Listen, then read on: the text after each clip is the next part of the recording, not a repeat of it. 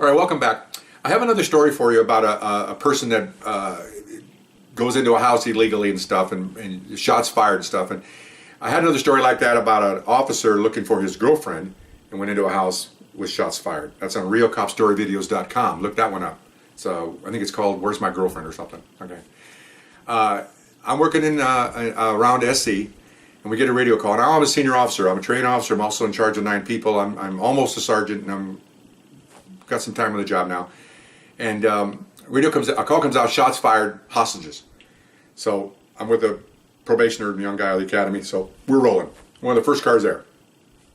It's Spanish speaking, so nobody speaks Spanish but me, so there's a lady, gets her off to the side, she's pointing to the house, there's a guy inside with a gun, so as I'm talking to her, you get pretty good at this. You get multifaceted here. I'm listening to her with one ear. I'm broadcasting out to the other units. They're starting to surround the house as I'm talking to her because I'm giving them real life information. Somebody in the house, and trying to do that.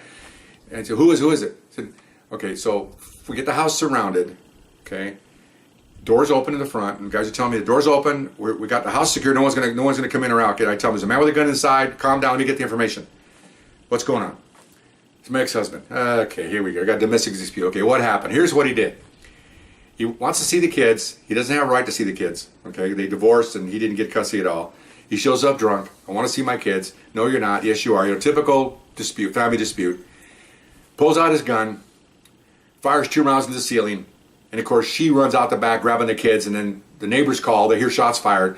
They could hear the screaming because some of my partners talked to the neighbors, and they called. She was shook up, took the kids somewhere else, and waiting for the cavalry to arrive. We're there. Okay, so I get a full description. Where is he? What's he doing? She goes, well, I don't know. Okay, so some officer had brought his own binoculars. He's looking down the door, and he says, I think he's in the couch, because the door opened up to the living room.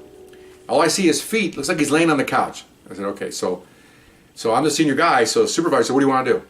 Let me run the thing. I said, well, I think we should have a arrest team. I think we should, reverts back to that story I told you about cop looking for his girlfriend. He's drunk. Almost the exact same thing.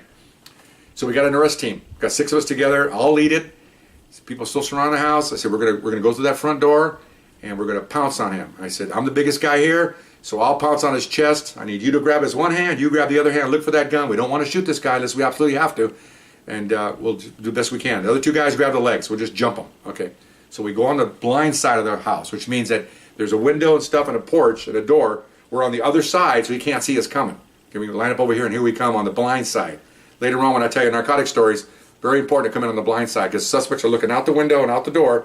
They can look this way, but they can't see this way. And all of a sudden, hunk of burning love beef come around that corner full speed. Well, you do it to shock them, to surprise them, so they don't do anything stupid. So we're lined up. I'm the first one, my gun out, no shotguns, because we want to be able to use our hands. Okay. So I'm looking around the corner. Now I can see almost all of them. He's passed out on the couch. Okay. Guns on the floor. Okay. I said, guns on the floor. Guns on the floor. Pass it back. Guns on the floor. Guns on the floor. Okay, you got to. Okay. Okay, we're gonna go. Here we go. Ready? 1, 2, 3. We just run around that corner, right through that door. He's passed out like this, So of course, follow plan. I jump right on his chest, man. 235 pounds of Mexican right on this guy, and he's a Mexican little guy. He's probably about 5'7", 120 pounds soaking wet, but anybody can pull the trigger. And no matter how big you are. So I jump on him. As soon as I jump on him, of course, he lets up a scream. By that time, you got 5 of us around him. One in each hand, legs. Somebody grabs a gun, we roll him over on the floor, we cuff him, we hook him up. My heart stops beating a little bit less, because I'm technically in charge of this operation, and I want to make sure everybody's hurt and everybody's okay, citizens and officers.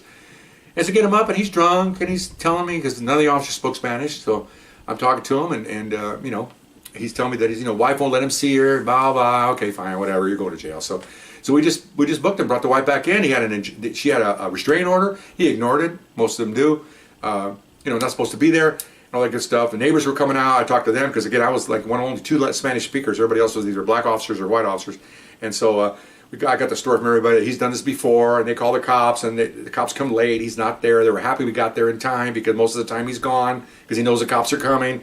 And this time maybe he'll go away, and so they put him away. Now, again, I don't know what happens.